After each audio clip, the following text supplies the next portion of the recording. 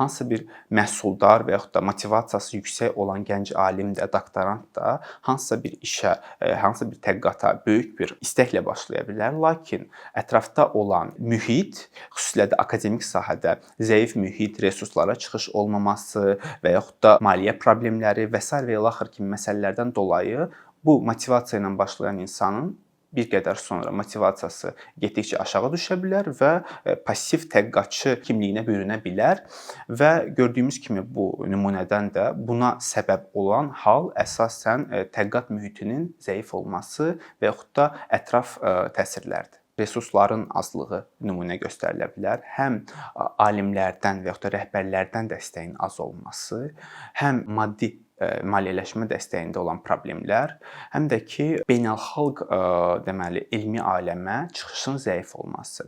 Bu məsələlərin hamısını ayrı-ayrılıqda məsələn bunlar həll oluna bilən problemlər kimi görünsələr də, cəmləndiyi halda bu məsələlər kifayət qədər bir gənc tədqiqatçı üçün problemli bir hala çevrilə bilər. Məsələn, mən ondan nümunə gətirə bilərəm ki, bir çox hallarda gənc tədqiqatçılar tutaq ki, təhsilə başlayırlar, doktoranturaya tutaq ki, başlayırlar. Alimin etməli olduğu işlər olmalıdır, müəyyən bir ardıcıllıqda bu işlər baş verməlidir. Tutaq ki, doktoranturanın birinci illərində nə olunmalıdır, son illərə yaxınlaşdıqda hansı artıq nəticələr olmalıdır və sair və ilaxır.